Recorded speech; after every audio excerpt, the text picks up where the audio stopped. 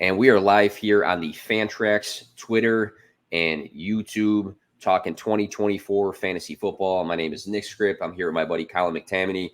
We have a very interesting topic to talk about today, a topic that's covered across the industry on a daily basis in the form of tweets, it feels like. So if you are tuning in, this should be a good stream. Colin texted me right before the stream. I have the conversation here. He's like, are we let me see. We going sleeveless shirts. I said, I'm putting the kids to bed, and this is a big boy podcast. I said, fuck yeah, we are. And he said, it feels right. So here we are. Colin, what's up, man? Yeah, I mean, it's I live in Pennsylvania, and we're starting to get a little bit of a heat wave. So I appreciate, coming on here with someone that's typically sleeveless and going sleeveless myself. So it feels good. It feels right. It feels good. Absolutely. So this is an interesting time of year because we're like inching closer to redraft season. I think there's more and more content coming out. It's still like too soon to talk about ADP and certain topics that are related to drafting and redraft, but there's plenty of best ball going on. There's plenty of people getting geared up for this coming fantasy football season. So I messaged Colin. I said, hey, I got a window today. Let's talk some hot takes, which we're all a fan of. So if you are tuning into this podcast, make sure you tell your friends about it. And let's get it.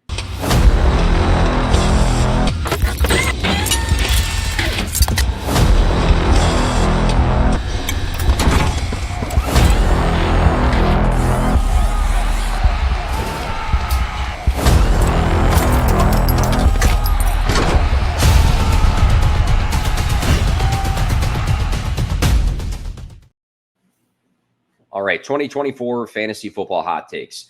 Colin, what's your? I'm putting you on the spot here. What's your definition of a hot take? What would be your definition for somebody that's like, what do they mean by this? I don't listen to a bunch of fantasy football stuff. What does this mean? Yeah, I mean, I think the word hot take gets thrown around a lot, especially on the internet. But even when you're sitting around with your buddies having a couple drinks, people go, "Oh, hot take here," but sometimes, your friends and even the internet will check you on it. Like, it's not really a hot take. I mean, we've got different levels here on the what is that? The Scoville level for heatness. Something like that. Yeah. Something like that. I don't know if we're going to have some ghost pepper takes here today, but I think a hot take for me is something that is in the realm of possibilities for the player that we're going to talk about. But man, when you're looking at the range of outcomes, it is very, very far on one end, or close to it at least. It's, that's what we'd call lukewarm take if it were to, fall in the middle there. So I think we've got a couple here today at each position that do define, what it means to be a hot take. And we're not saying that these hot takes are going to come to fruition per se, but if you invest in these hot takes at these players' ADPs, you could really benefit from it, just given that they could yield solid fantasy production and, be a good bang for your buck. I'm with you on that. In the comments, it looks like Twitter allows comments again on StreamYard. This cartoon character named Kevin, are we having a tank top showdown? We covered this already. So either tune in when the podcast starts or just don't tune in at all. All right. I'm with you, though. I like that definition. I think that these takes, maybe we're not even saying we 100% believe them. We're just saying that they're in, like Colin said, the realm of possibility. They are something that kind of backs up a player at the end of the day. Because let's say you have a hot take regarding a player, you basically are telling on yourself that, hey, I actually like this guy a lot for this coming season. This is what could happen. Some hot takes are hotter than others, but we'll kick things off here. I'll go first. And I'm going to preface this by saying I'm a Bears fan. I'm tough on my Bears historically, though. I don't really go Bears fan, fantasy football. They're all ranked in the top 12. Like, that's not me. But I'm going to get super spicy right now. I'm going to say Caleb Williams breaks Andrew Luck's rookie passing yard record. So I know there's a lot of people that have a little bit of a push and pull outlook on Caleb Williams in his first season. I look at CJ Stroud this past year. I'm not comparing the two players, but I look at the possibility that a quarterback comes in his first season and dominates. And when you look at Caleb Williams, Heisman Trophy winner, produced over 10,000 passing yards, 93 passing touchdowns in his career. He can run the ball. The IQ speaks for itself. He makes the plays off balance. He's used to a system at USC that didn't have a phenomenal O-line, but he was a big playmaker. And another thing I like to point out about Caleb Williams is you look at a guy like Jaden Daniels, who I like a lot, and you look at his college, set of weapons, and you see Malik Neighbors and Brian Thomas Jr. there. And then you look at Caleb Williams and you see guys that were drafted in like the 6th round. So it's not like he had these phenomenal playmakers, but he was a phenomenal prospect. And then you flash forward, first overall pick to the Chicago Bears. What do they have? DJ Moore having, a massive season, over 1,300 receiving yards this past year, as in his first year at Chicago. Keenan Allen had a really, really nice season in the window that he was healthy.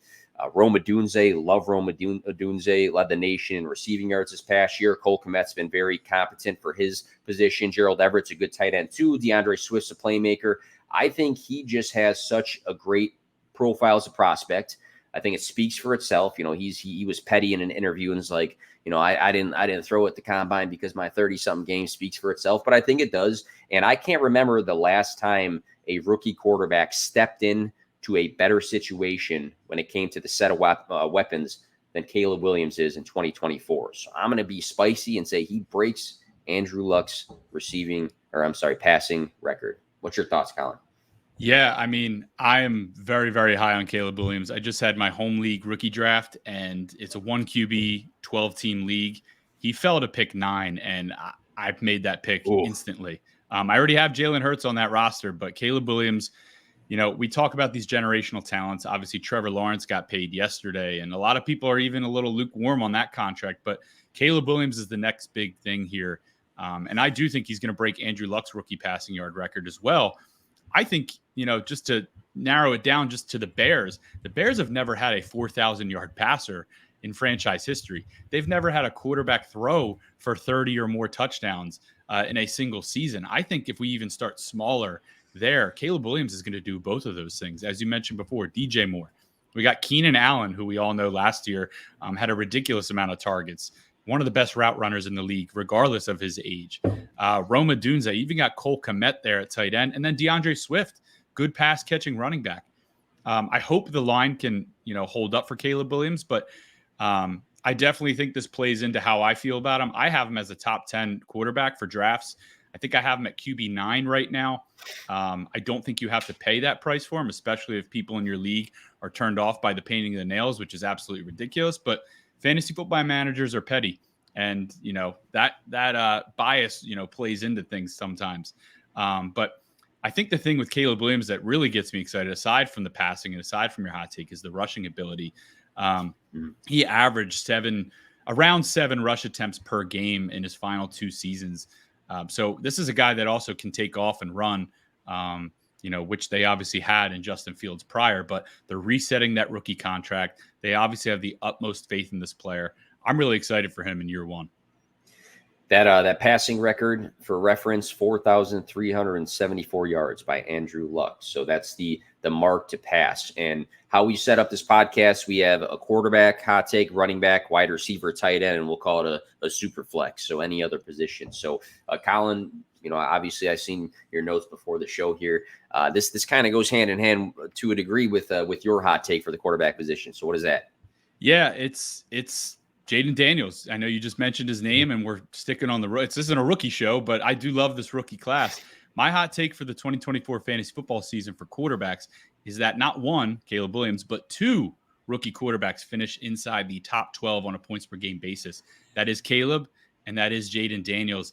I believe in looking into this will be the first time this has happened since 2012, when Andrew Luck, Robert Griffin III on the Washington football team here, Commanders, and Russell Wilson, who was a surprise that season, beat out Matt Flynn as a rookie in camp, which is hilarious to think about.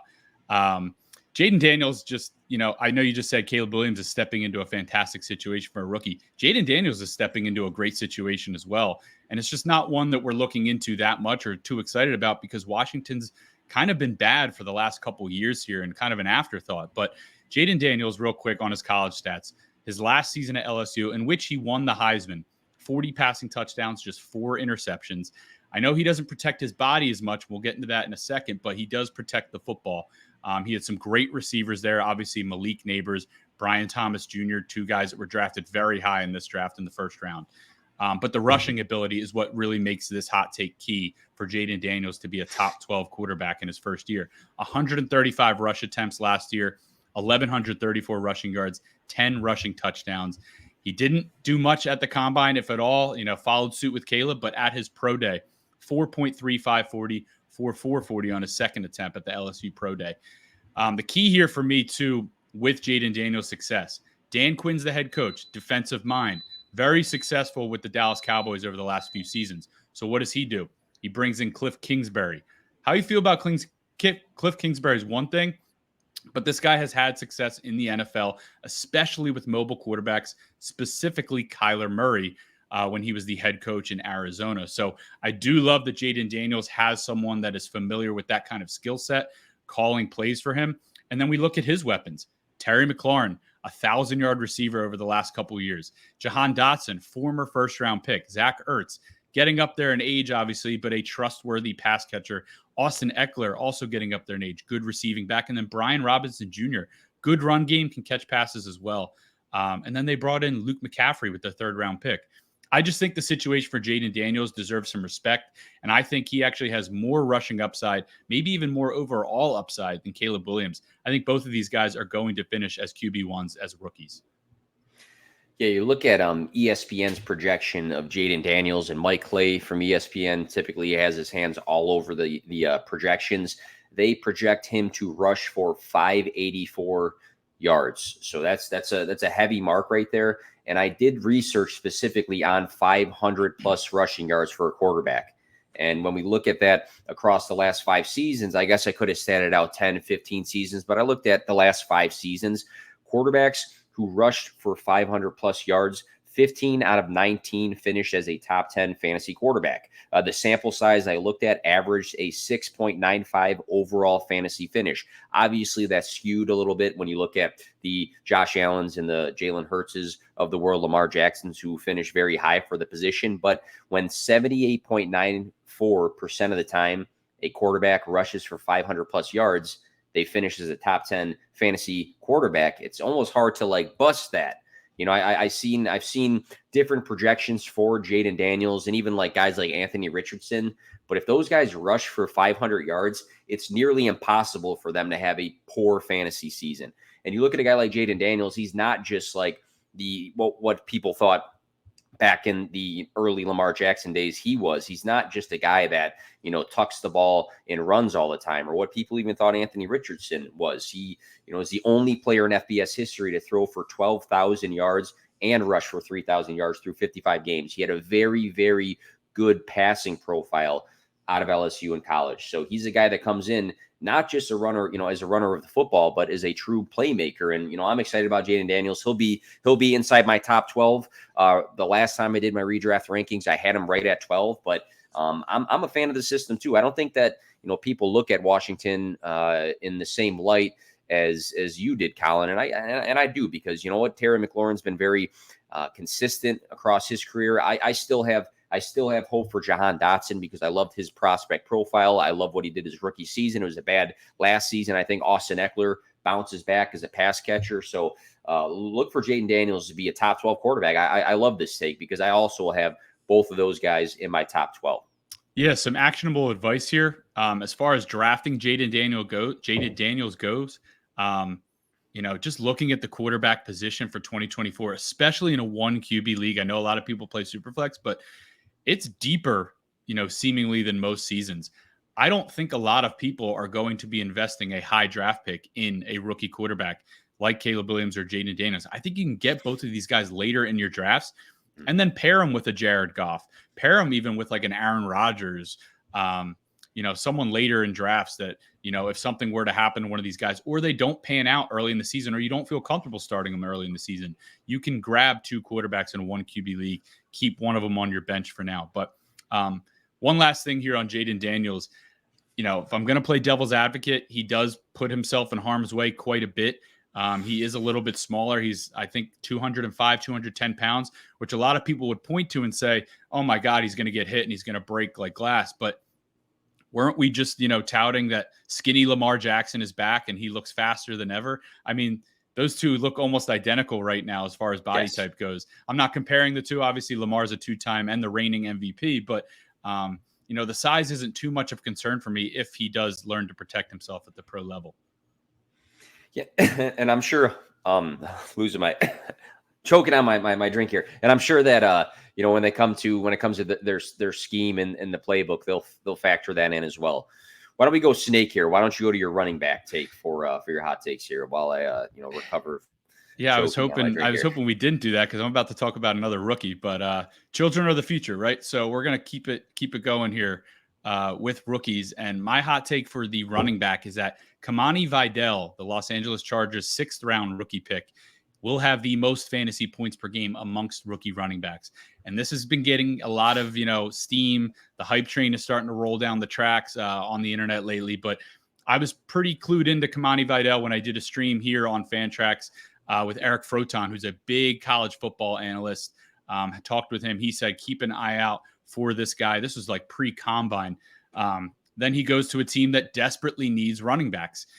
So to see him land there, regardless of draft capital, and if you invest too much in the draft capital, these guys, you're going to miss out on the guys like Kyron Williams, even the Austin Eckler, who was an undrafted rookie free agent when he came around. So don't invest too much in the draft capital with some of these guys. But Kamani Vidal, let's talk about his situation. Greg Roman is the new offensive coordinator in Los Angeles in the Jim Harbaugh era. Former offensive coordinator for the Baltimore Ravens from 2019 to 2022. They were one of the run-heaviest teams. They still are, but one of the run-heaviest teams in the NFL under Greg Roman. Now, that's in part to Lamar Jackson, obviously, but they use the committee running backfield quite often there in Baltimore and still do. Well, maybe not now with Derrick Henry, but Jim Harbaugh, we know that he got, J.J. McCarthy's gotten a lot of flack because the Michigan Wolverines were a very run-heavy team under Jim Harbaugh. That's because they had a lot of leads, but that's besides the point. Here's the thing. It's a new regime, but 87% of the 2023 carries between Austin Eckler and Josh Kelly are gone. New system, new offense, obviously, but that just goes to show you the players that were there doing most of the work last year are gone. So who's filling in? Well, we have Gus Edwards. He's 29. He has a torn ACL on his resume, his injury history here from 2021. Obviously, he was fantastic last year, 13 rushing touchdowns, all in the red zone, by the way. So he never really broke off any big runs. But Gus Edwards already has picked up an injury in minicamp. He's expected to be ready for training camp, but that's something we have to keep an eye on. He's 29 years old. J.K. Dobbins, talk about injuries. ACL injury in 2021, ended the season. Torn Achilles early last year. Returning from a torn Achilles is something that I do not want to mess with, especially at the running back position. He only has 100 total carries in 9 games since the start of the 2022 season.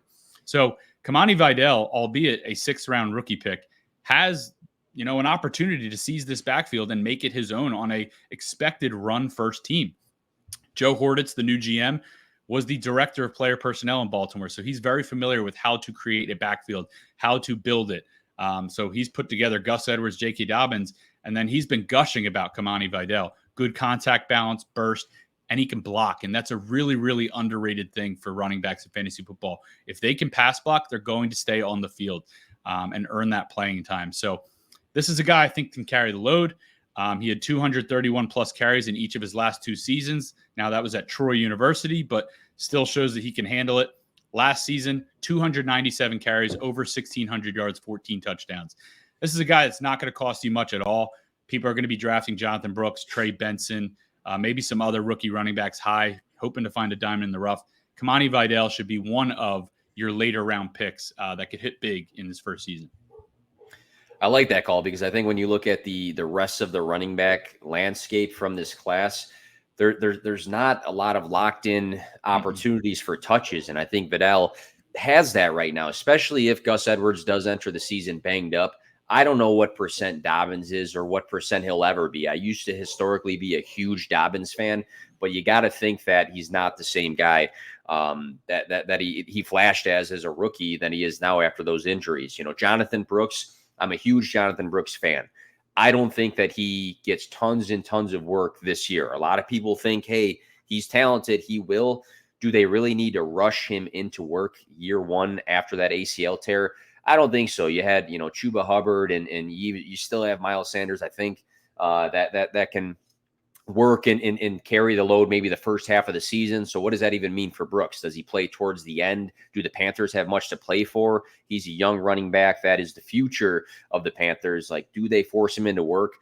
Trey Benson, a lot of people liked him. I think they run James Conner into the ground. I think James Conner when healthy, when touching the football, is actually very good for the Cardinals. I mean, you look statistically, I had his like final 5 games. He was unbelievable when he was healthy on the field. Do they just like use the veteran, the Cardinals? I think so. Maybe Trey Benson cuts in. I think Trey Benson's going to be another guy that is a patience play in Dynasty. Marshawn Lloyd behind Josh Jacobs.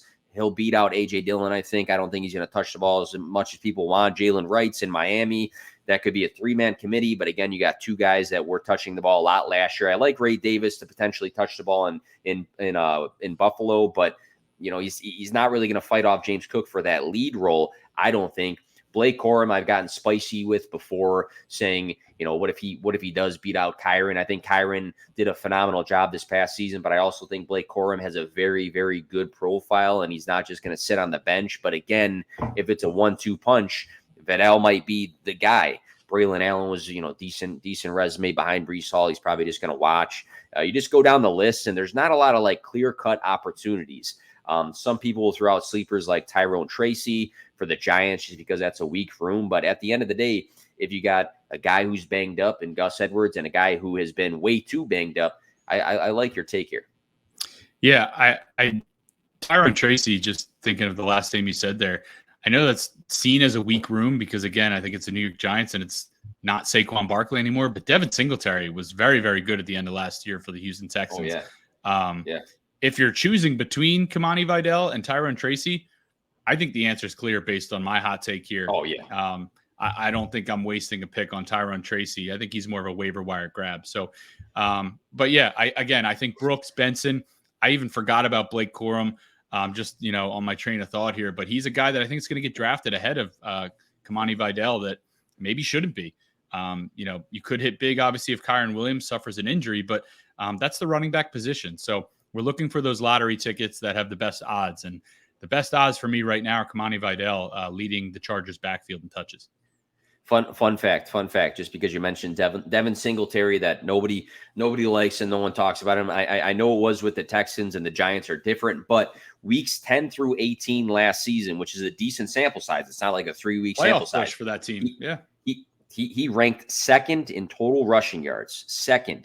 He also ranked 9th in fantasy points scored. So Devin Singletary was balling out last season. So I know there's a lot of Tyrone Tracy takes out there, but Singletary's been decent, and he earned work in Buffalo, which is also a good team. I'll go over to my running back take here. I posted this not long ago. Got some decent traction. It's a bit spicy, but I'm going to say Antonio Gibson is this year's Jaylen Warren. So what Jaylen Warren was in 2023 is what Antonio Gibson is going to be in 2024. And a lot of people said, wow, Gibson's bad. That's disrespectful of Jaylen Warren. And how could that be the case? He hasn't been relevant since, X amount of time. Jaylen Warren last season was the 1B in a committee, had a lot of pass catching upside. He was efficient, very efficient with his touches. The Steelers were, a pretty rocky offense in all honesty, and they utilized 2 running backs well. I'm looking at this Patriots team. They also might be a pretty rocky offense that might utilize 2 running backs, Ramondre Stevenson and now Antonio Gibson, who is on the team. And I think there's a chance that he could be the pass catcher. He could be the Jaylen Warren to Najee Harris being Ramondre Stevenson. And it's not like he's never been fantasy relevant because Antonio Gibson was very fantasy relevant. 2020, 14.4 fantasy points per game, 16th. 14.3 fantasy points per game in 2021. That was 17th. Even in 2022, 11.1, not phenomenal, but number 28. So, I mean, he still was somewhat relevant there. What really pops is the pass catching numbers, 48, 46, 42, 36. He's a former wide receiver in college in Memphis.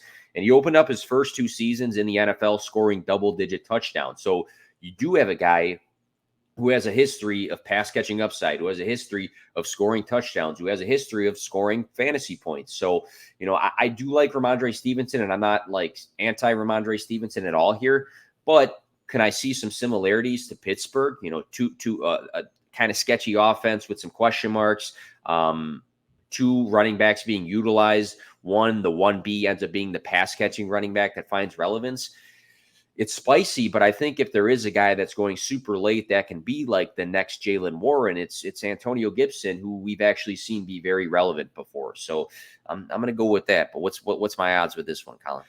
Well, I think I'm noticing a trend here, and I didn't really notice it before, but we're kind of coming up with players that are on quote unquote bad teams as maybe some diamonds in the rough here for fantasy football.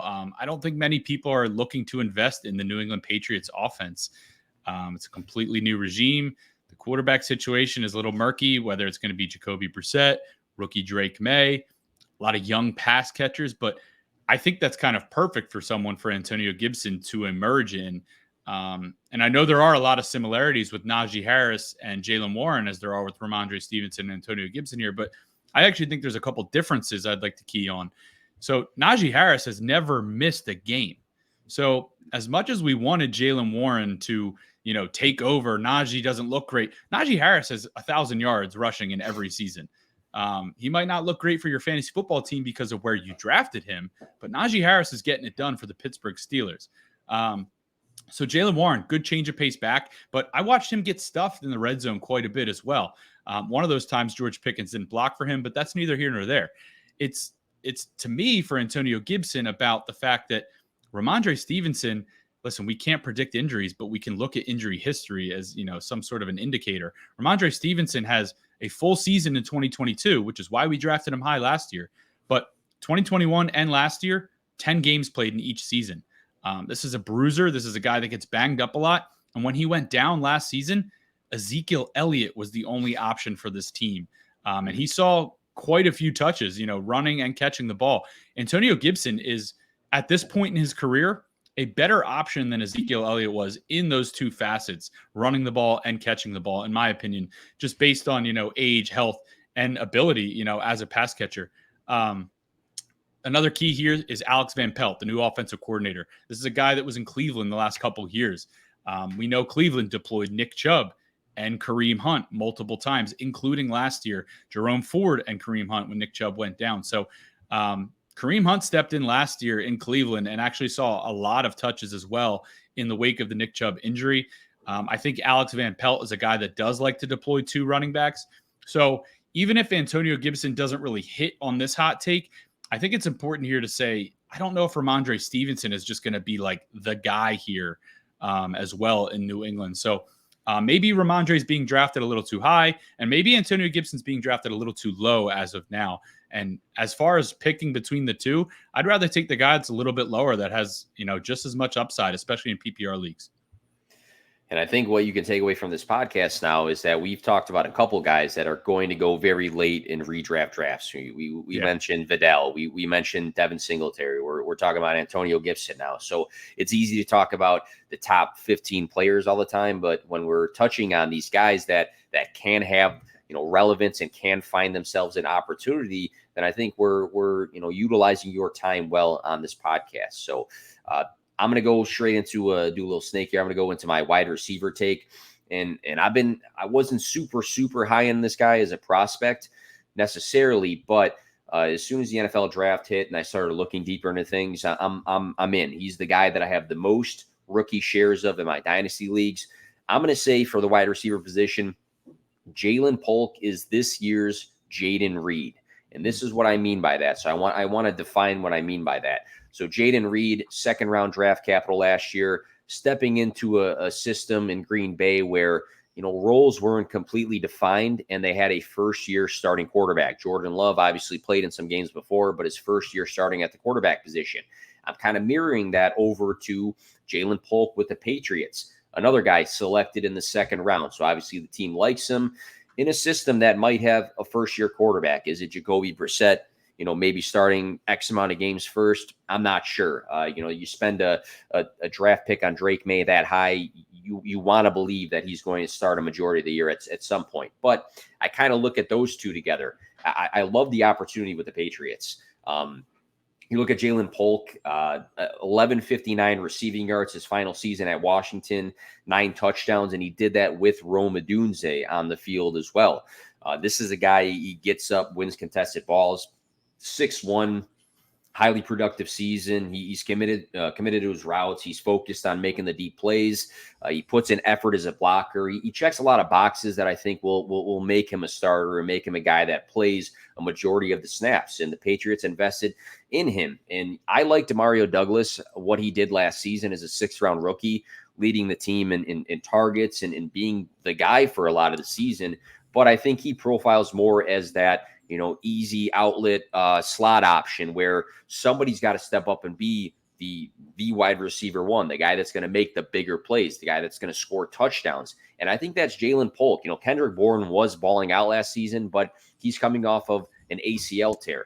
A lot of people will talk about Javon Baker, who they selected later, and I'll never understand why, the guy that's selected later, even though he had a pretty decent profile, but he wasn't viewed very highly by the NFL, and he was projected by a lot of guys that do NFL research to go in the round he did, is going to beat out Jalen Polk. I mean, if I'm wrong there, I'll always admit when I'm wrong, but I see the similarities. Nobody was like extremely high in Jaden Reed as a prospect before the NFL draft. And even after the NFL draft, I think people liked the opportunity, but there was so much hype for all these other guys, the JSNs and the Zay Flowers and the Quentin Johnstons. You just go down the list. And I just see a lot of similarities. I think Jalen Polk, if he, ends up earning that wide receiver role, could be very, very fantasy relevant in redraft in 2024. So love the opportunity. Love the chance to be the wide receiver one. This guy's at like Bruins games with Drake May. They're boys already. There's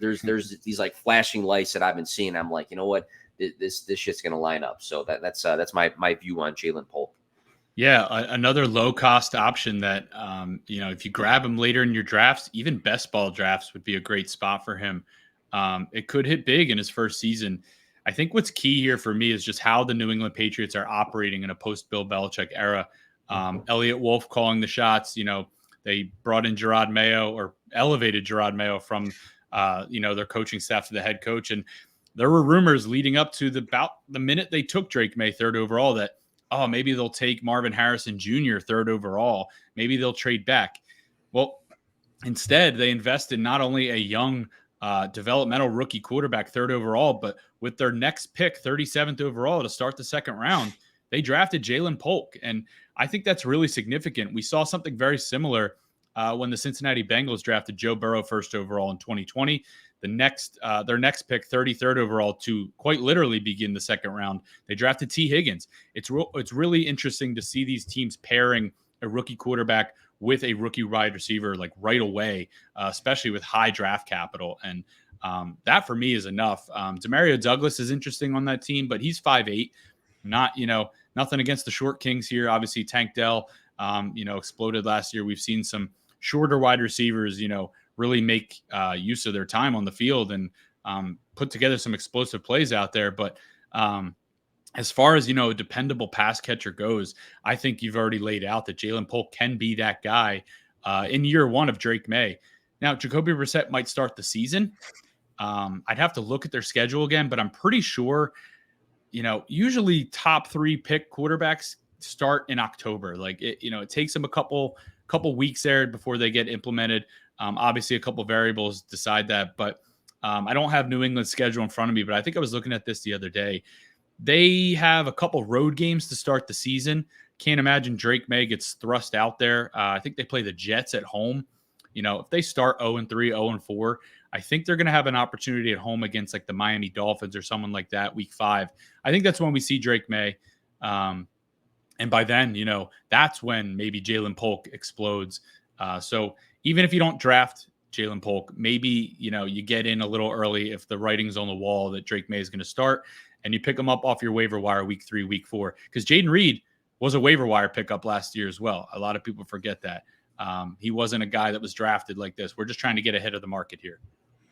Absolutely. And I don't buy too much into, camp clips and camp hype, but there's been beat reporters from the Patriots just talking a lot about Jalen Polk impressing, and he's making pretty nice grabs that pop out to the eyes. So I know we got to be careful about, guys in short shorts and no pads and things like that. But he's making a lot of nice plays at camp, and we have beat reporters saying, "Hey, Jalen Polk looks special." So I think we're on the same page there. What about your wide receiver take here? Yours is very interesting. Very interesting. Yeah, I've been talking rookies and younger players, so I'm going to pivot and let's get some hype here for guys that are pushing 30 or over 30. I'm going to say Let's Calvin go. Ridley and DeAndre Hopkins both finished inside the top 24 amongst fantasy points per game for wide receivers. Those are wide receiver 2 numbers. We've seen this before with plenty of other teammates finishing inside the top 24. Tyler Lockett, DK Metcalf, Jamar Chase, T. Higgins, Devontae Smith, Antonio or AJ Brown. So plenty of other opportunities here, plenty of other examples we can get into. I just want to talk about what the baseline for this means. Very, very roughly here. Now, bear with me. 14 points per game or so would be needed from each of these guys to achieve this hot take. That's usually where you see wide receiver 24 flirting with, in the high 13 points or 14 points or so. That, to achieve that over a 17-game span, would be about 75 catches, 1,000 yards, and 8 touchdowns. I don't expect DeAndre Hopkins and Calvin Ridley to both score 8 touchdowns. That would be, that would be great. But I think one of these guys is going to emerge as the 1A to the 1B to the other. But that's not to say that one guy can have 100 catches while the other guy has, maybe 80, etc. Now, let's look at the 2022 Bengals, and we'll get to why that's important in a second. 2022 Bengals. T. Higgins had 74 catches, 1,029 yards, and 7 touchdowns. So right in line with that. Jamar Chase, in only 12 games, 87 catches, 1,046 yards, 9 touchdowns. So there's 2 receivers that hit those marks, essentially, for what I'm looking here from Calvin Ridley and DeAndre Hopkins. Now, those 2 were drafted much higher than you're going to get Calvin Ridley and DeAndre Hopkins in 2023 or 2024. Why is it significant I bring up Higgins and Chase? Well, their offensive coordinator that season and for a couple seasons there in Cincinnati was Brian Callahan. Brian Callahan is now the head coach for the Tennessee Titans. So this is a guy that's taking a very, very pass-heavy approach, knows how to utilize 2 very good receivers in his offense, and is going to oversee things in Tennessee. Cincinnati, top 7 in pass attempts in 3 of 5 Brian Callahan seasons.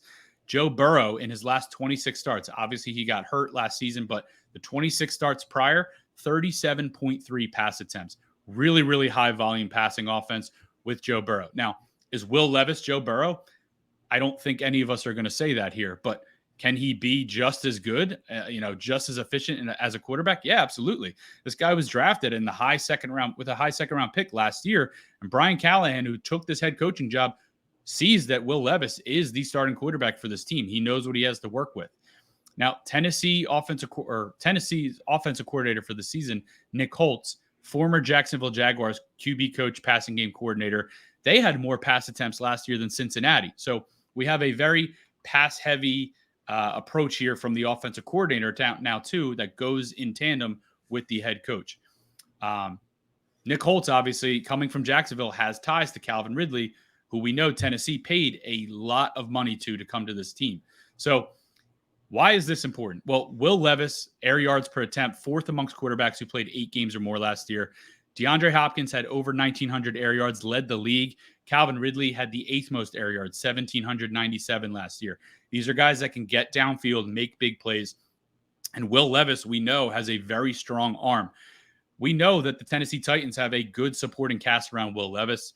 They've invested in their offensive line with the pick of J.C. Latham early in the top 10 this year. Obviously, Peter Skoronski last year at guard, bulking up here. It's not your father's Tennessee Titans. Derrick Henry is gone. The run down your throat Mike Vrabel approach is gone. This team is going to pass a lot.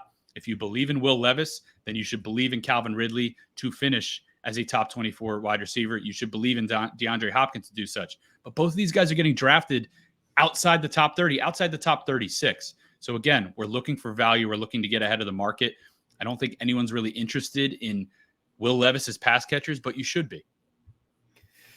Yeah, what's interesting about Will Levis in the system here is you had DeAndre Hopkins last season and the numbers he produced, and Tennessee just went out and said, hey, where can I find like almost the identical production in another veteran? And that's what these two guys were last season. They both had 136 targets. D-Hop had 75, Ridley 76 receptions, 1057 versus 1016 receiving yards in D-Hop's favor. Touchdowns 7 and 8. Fantasy points per game 13.2 for Hopkins, 13.5 for Ridley. So they literally were like clones of each other last year in production on different teams. Literally, it's almost like they looked at the numbers that are like, we like Hopkins, go find another Hopkins. And they brought in Calvin Ridley.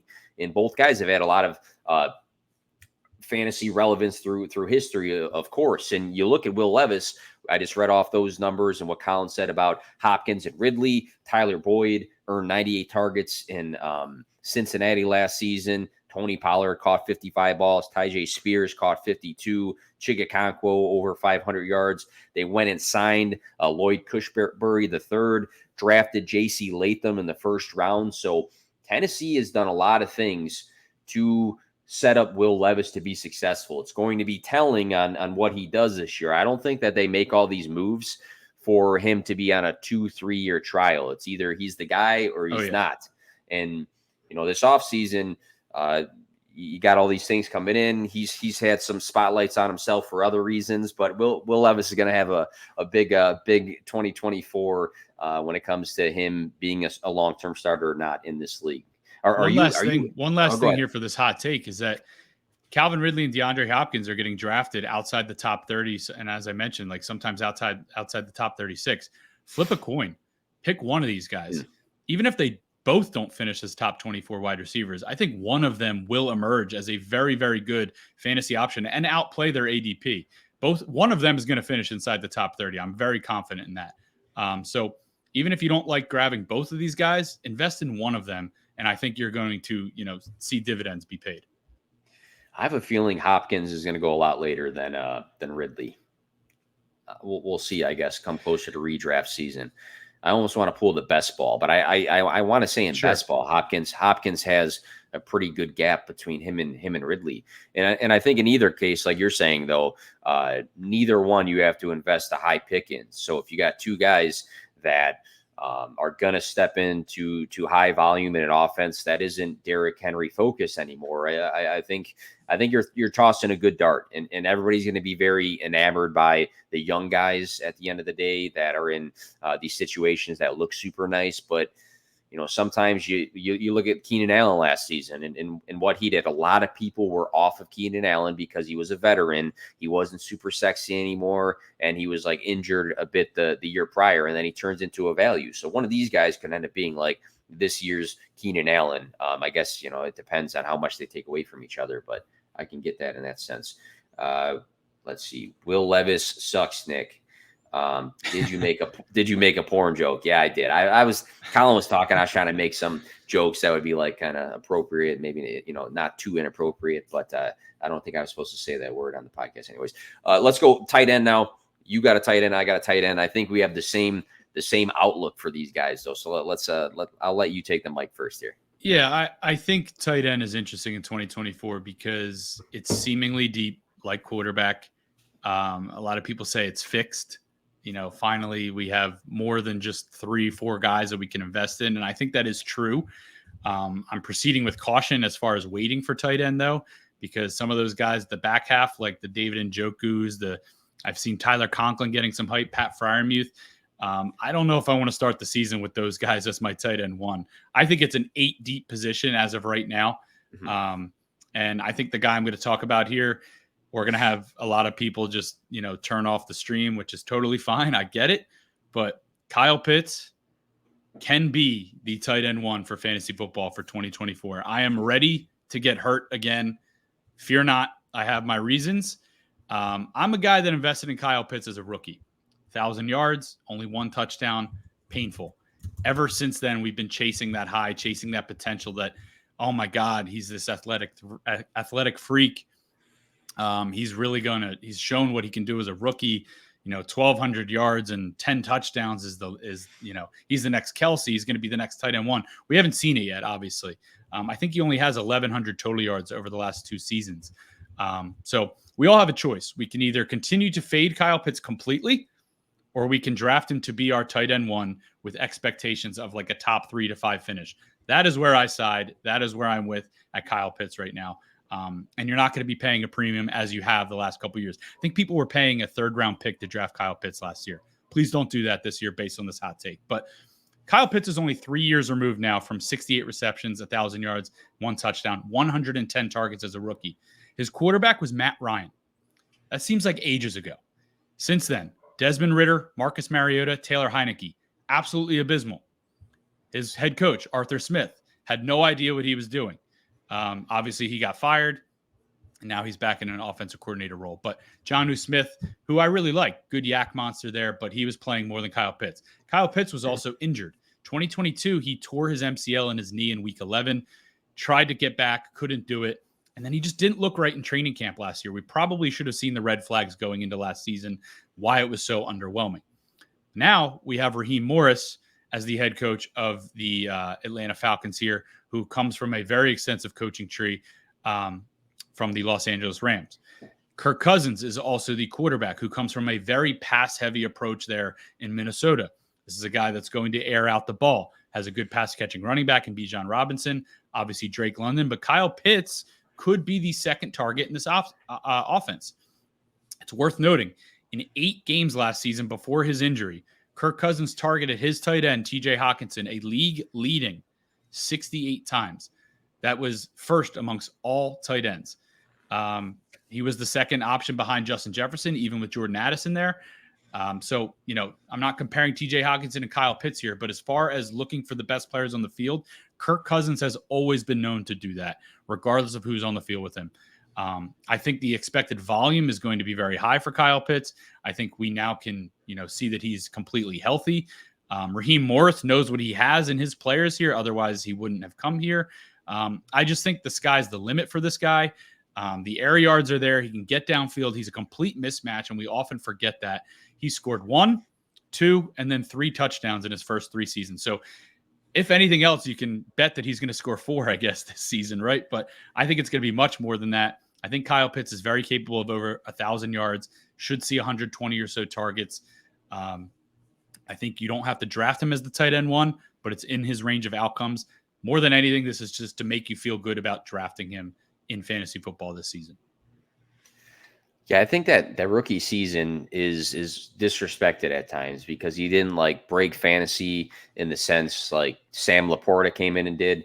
He was over 1,000 receiving yards, which is not normal for a tight end. If you look at this season, how many tight ends finished with 1,000 receiving yards? It was George Kittle, right? That was it. I mean, that speaks for itself as a rookie. Did it translate to fantasy football? Top 12 in fantasy points per game. I don't think that's a bad rookie campaign. It just didn't do what the maybe expectations were. And then the past 2 seasons, the Falcons threw the ball the 8th fewest times in 2023 and the 2nd fewest times in 2022. And during that span, post Matt Ryan, Kyle Pitts' catchable target rate via Player Profiler ranked 37th for the position in both of those seasons. So you have the combinations of ways that he was set up to fail. Poor volume through the air and poor target quality. So when you don't have a ton of volume through the air as a team, and then you have the combination of Marcus Mariota, Desmond Ridder, Taylor Heineke, and not catchable targets, it was never going to add up for him. And if you believe in the talent of Kyle Pitts, now you flip all those things. Will Kirk Cousins mean more passing volume? Will a change in coaching staff mean more passing volume? Yes. Will the target quality change? Yes. So now you have the guy we all once believed in heavily now going to be in line for more volume and quality volume. It just adds up. He does have the ceiling to be the tight end one just based off of his skill set, based off of the new situation. I think it's a guy I would be completely fine if he's at value now. If I don't want to spend on Sam Laporta or Trey McBride or Travis Kelce in your home league or maybe even a Mark Andrews, and I want to wait on a Kyle Pitts, I'd be totally cool with that in 2024. Yeah, I think you just laid out 4 guys that are undoubtedly going to go ahead of Kyle Pitts. I think you could throw George Kittle into that mix. I think you're discussing a little bit maybe Evan Ingram, a couple other guys, but depending on how your league feels, you know your league better than we know your league. If there's someone in your league that loves Kyle Pitts, let him draft Kyle Pitts in the 4th, 5th round. But I think you can wait much longer, still get him, get a piece of this Atlanta Falcons offense. And guess what? If it's not working out in the first month, drafting a tight end with a 7th, 8th round pick and it not panning out isn't going to kill you, but it could win you your league. And if Kyle Pitts doesn't pan out in the first month, you'll know pretty clearly that, hey, I need to get rid of this guy or just at least keep him on my bench and then go to your waiver wire and look for a tight end, because there's going to be a couple out there that do emerge, as Sam Laporta did last year. As Trey McBride actually did last year as well, kind of broke out in a big way. So I think you can still find a streamable or stream-worthy tight ends. Even, I know I hate to say it, but like a Hunter Henry will be out there for you. I promise you that. Tyler Conklin will be out there for you. So I think you can invest in Kyle Pitts at cost this year, feel good about it. Maybe get a top 3 tight end, but if you don't, you'll be able to go to the waiver wire and salvage the season and grab someone there that maybe is averaging closer to 10 points a game. I'm on the same wave for my hot take when it comes to the tight end position. This guy, I could see being more expensive than Pitts in a redraft. I guess we'll see. But I'm going to say Dalton Kincaid finishes as the tight end 1 for fantasy football in 2024. Obviously, high expectations being attached to Josh Allen and drawing first-round draft capital in this past year's NFL draft. Had a decent rookie season. You finished, number 8 in targets, number 7 in receptions, number 10 in receiving yards, number 14 in fantasy points per game. I think that gets overshadowed by Sam Laporta finishing number 1 for the position in total fantasy points.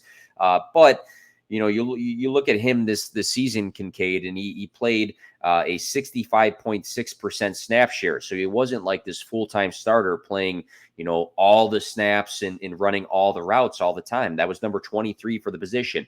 We did see a hot streak from week 7 through 12. So a little bit of a sample size here where he ranked 4th in targets, 2nd in receptions, 5th in receiving yards, and 3rd in total fantasy points. During that span, he averaged 14.1 fantasy points per game, which obviously was higher than his 9.4 for the season. So now we saw a window where he was heavily targeted. He was producing yardage well. He looked well connected with Josh Allen. And now you look forward to 2024, Stephon Diggs vacates 160 targets. That's a lot. And you look at the system. Curtis Samuel, he has familiarity with the offensive coordinator from back in his Carolina days. 3-year deal for him. He's a compliment piece, right? He's not going to step in my opinion, and just be like the new Stephon Diggs. He's going to be a guy that can probably, run some sweeps, line up in the slot a little bit, line up out wide. They can use him creatively. Khalil Shakir has been a guy that has grown in that system as their primary slot guy, who should be their primary slot guy. But again, that's just a slot outlet, right? You're not going to have him step into 120 targets. Now, Keon Coleman, I do like him. I think he has the build of a wide receiver 1 of the of a team in the future. I don't know if that's what is going to happen instantly. I don't think he just comes in, like I'm saying with Curtis Samuel, and just says, hey, 160 targets from Diggs, those are mine. I'm the guy now. I think he can have a successful rookie campaign, but is it going to be, such that he is the number 1 target for Josh Allen? I don't think so. And I look historically at the Patrick Mahomes to Travis Kelce connection. That's his guy. His tight end is his guy. Is that possible for Josh Allen's guy to be Dalton Kincaid in 2024? Is it possible that his number 1 target is Dalton Kincaid? I do think that they do spread the ball out. But in the event that, hey, we saw Dalton Kincaid in that window I mentioned last year perform very well for fantasy football, how does that become more consistent? Well, with him being the number 1 target. I think that's possible. So Dalton Kincaid, I think, is, people will say, well, what about Dawson Knox? I think Dawson Knox plays a role that shouldn't conflict with Dalton Kincaid's role that much. I think Kincaid ran the second most slot snaps in 2023 as a rookie. I think Dawson Knox does a good job blocking. Maybe he, draws some attention in the red zone. But in the event that, Josh Allen, who we know is going to have a high amount of passing volume, does look at Dalton Kincaid first, I think that can translate to him being the tight end 1 in 2024. Yeah, I actually, if it's not Kyle Pitts, if I had to invest in someone else to do this, it would be Dalton Kincaid. And that's just because I like that he's getting drafted typically outside the top 5, maybe 5th at tight end. As you mentioned before, Stephon Diggs leaves, ton of targets available. Obviously not the same exact offense, but Josh Allen is still going to have a high volume of passing. And this is also a quarterback who, without Stephon Diggs, having a good late stretch of the season, was the QB1 over the late stretch of the season as well. It doesn't matter who's catching passes from Josh Allen. He's going to get it done, not only as a runner, but he's going to get the ball in the hands of guys that are open. And when you look at the guys that are going to be catching passes from Josh Allen, the Bills invested the most draft capital in Dalton Kincaid. I think they traded up for him. I could be mistaken there, but they did use a first-round pick on him. Maybe they moved up a couple spots. I don't quite remember, but Keon Coleman was a second-round pick in which the Bills were trading back this past draft and landed Keon Coleman, luckily, in the second round. But Dalton Kincaid, they felt, was a good asset to this offense. Over the last 5 seasons, Josh Allen has targeted a singular player 100 times, 8 different times. So, he's going to give someone the ball that's not Stephon Diggs. And again, I don't know if it's Keon Coleman. I don't know if it's Khalil Shakir. Marquez Valdez-Scantling is now there as a deep threat. That's great. But 3 of those times for, to give someone 100 targets was Cole Beasley in the slot from 2019 to 2021. Dalton Kincaid, as you mentioned, plays a ton of slot snaps. I think this is a tight end that is a lock for 100 targets in 2024, maybe 120, 130. And that's a sweet spot to finish as tight end 1 in fantasy football, especially if he develops into a red zone threat, the red zone guy for Josh Allen. But I think the volume is going to be insane for him. I can't always say that about guys. Even Sam Laporta last year had a great finish, but he didn't even have 900 yards. I don't think he had 70 receptions, but he had 10 touchdowns. So if Dalton Kincaid can catch 80 or so passes of 120 targets, maybe even upwards to 100, log 1,000 yards and still get those 10 touchdowns that a guy like Sam Laporta had last year, we could be looking at a special season from this guy. So we mentioned Kyle Pitts, Dalton Kincaid as 2 guys that can finish tight end one overall. Sam Laporta, you have to respect putting him in that hat. Trey McBride, I would put in that hat as well. Travis Kelce, first in points per game this past year. You gotta keep him in that conversation. I think Mark Andrews, a fully healthy season, you probably have to keep him in that conversation. Anybody else, or is that the bulk of it to finish as a tight end 1? Yeah, I mean, I think a really, really dark horse, like, I think everyone, the Twitter would be ablaze if this happened, but Evan Ingram, I think is still a very capable pass catching tight end. Yes. He's a very big favorite of Trevor Lawrence. However, they just brought in Gabe Davis. They drafted Brian Thomas Jr. Christian Kirk is a favorite red zone threat of his. So Evan Ingram has more going against him than for him for this argument, but he's a chain mover and he's a guy that can make plays. And unfortunately, he just doesn't get into the end zone as much as some of these other guys. But touchdowns, we can't really predict. So Evan Ingram's a guy that if you don't want to pay a premium for some of these guys at the top of your drafts, you could feel really good about the floor that you're getting with Evan Ingram later on. Great 2023 season. I ranked him as the potential number 1 target for Jacksonville in this big chart I made. And a lot of people pushed back, and maybe I'm off on that, but there with you. You got to respect what he did with Trevor Lawrence, who just got paid, $2 billion recently. So we got one more take here. I'm going to fly through mine just for the sake of time. I'm going to say, and I've done this before, so I don't know if I'm just trying to recover from old takes, but I'm going to say that Saquon Barkley, now on your Philadelphia Eagles, finishes as the running back 2 for fantasy football in 2024. That seems low. I can give him 1.5. I don't know if I can put him at 1 right now. I just look at the Eagles and I see them just, from the window looking in, seeing the 49ers in the Super Bowl, saying, hey, that guy Christian McCaffrey should have been the MVP this season. They went out and grabbed a highly productive dual threat running back who just was an amazing talent. And that was the missing piece of their team. And the Eagles, recognize that and they say, hey, how do we do that? And they looked at the running back landscape, it's at Saquon Barkley, the guy that used to be the one or the two with Christian McCaffrey back in the day, the guy that had a 91 reception season, the guy that had, 1,312 rushing yards on the ground just back in 2022. You look at Miles Sanders, he had a career high rushing yards with the Eagles. DeAndre Swift, a career high rushing yards with the Eagles. Does Saquon Barkley get, 60, 70 dump off passes from Jalen Hurts? Maybe not, but can he lead the league in rushing yards this year? I think so. Can he score double-digit touchdowns? I think so. Everybody's so worried about the tush push, but he's a guy that is not, like you mentioned earlier, Gus Edwards scored all those touchdowns from the red zone. He doesn't need to score touchdowns just from the red zone. I think you just look at a guy, if he can stay healthy, we know what the talent is. We know what his resume is. We know what the Eagles' offensive line looks like, even without Kelsey. We know what their team and their offense looks like. Saquon Barkley's ceiling is extremely high, and I don't feel like enough people are talking about it. Yeah, I think the emphasis on Jalen Hurts, it's a weird space right now because I'm obviously a huge Eagles fan. I feel like I have a pretty good pulse on this team.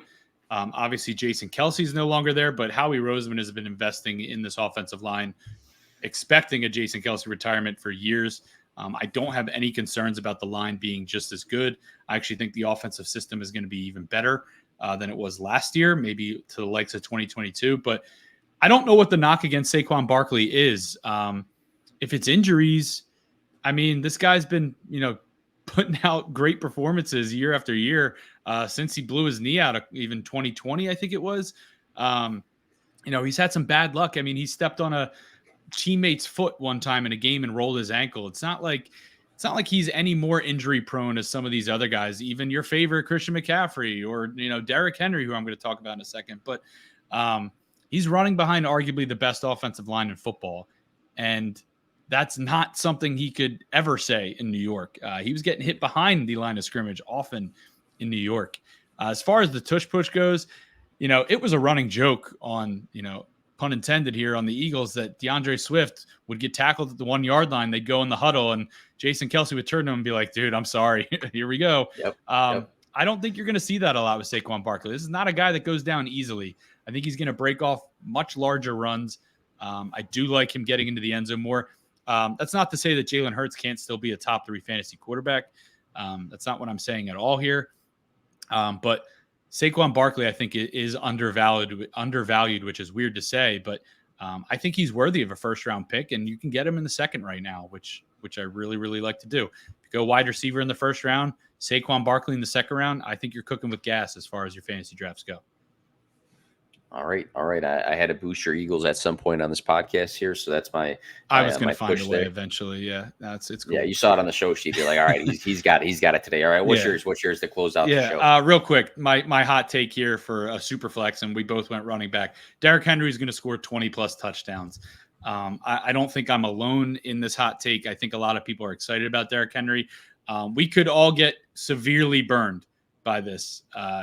Investing in a running back that has 2,186 carries and is 30 years old. But it's nice to see him go from Tennessee to Baltimore. Offensive coordinator Todd Monken is already on record saying, we'd love to give Derrick Henry 300 carries. I mean, that is music to our ears. But again, he already has 2,186 carries in his career, and he's 30 years old. I think it's important, though, that I think they can run Derrick Henry into the ground, per se. He did sign a 2-year deal, $16 million. 9 of which is guaranteed, which is just under what the franchise tag would be at the running back position. So I do think this is like a 1-year deal. The Ravens are going for it. They want Derrick Henry to be their closer. They want him to finish games when they have leads, and I think he can do that. The Ravens haven't had a 200-plus ball carrier since Mark Ingram in 2019 when he had 202. Derrick Henry led the league last year with 280. Has he lost the step? I don't think so.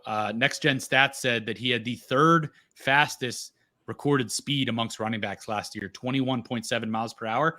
That was in week 18. Maybe the juices are flowing for his last game as a Tennessee Titan, but Derrick Henry is simply different. And I know you and I have talked about that before. Follow him on social media. I follow his trainer on social media. This guy is always working.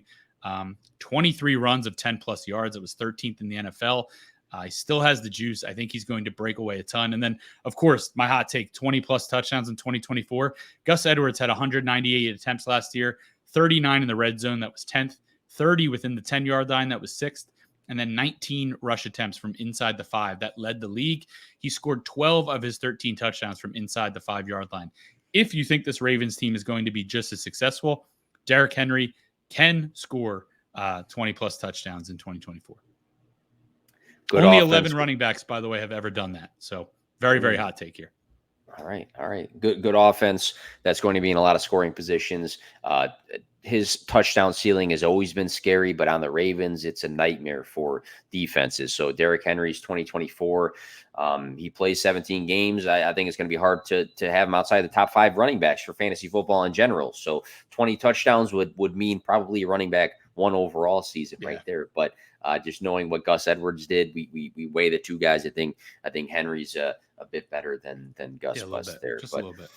All right, guys, that'll do it for the podcast here. Hot takes. We have some announcements on Fantrax that come tomorrow, so make sure you are looking at the socials there. And Colin, anything to close out the podcast, and where can we find you? Yeah, I'm on Twitter or X. I don't really call it X, but Twitter at Colin_MCT. I've spent pretty much the entire month of June putting out divisional previews. If you're someone that's in an office league, a family league, a league with your friends, and you kind of go into hibernation as far as football goes, and you need to kind of get an idea of where each team sits and fantasy value on each team, I have very, very brief general statements made for position by position for each team, each division. I've got one more left to produce here, but 7 of them are out right now, and NFC North is not. But check those out on fantraxhq.com. My top 200 PPR rankings are out there. It's June. They're going to change, but give you an idea of where some players are valued from my perspective so far. We have a lot of good content on the website. I've been pumping out some breakout articles, and there's more to come from myself as well. Draft kit's coming soon. It's going to be the best in the industry. I'm going to be bullish here. But thank you guys for tuning in. That's a hot take, but it's backed by data and articles and things like that. Make sure you guys are following Colin if you are not on the socials. He does a phenomenal job with not just his articles, but his takes in general, his tweets and his outlooks on football. If you can't tell already from this podcast, but tune in. We'll have more podcasts like this coming throughout the offseason leading to the 2024 season. Enjoy the weekend.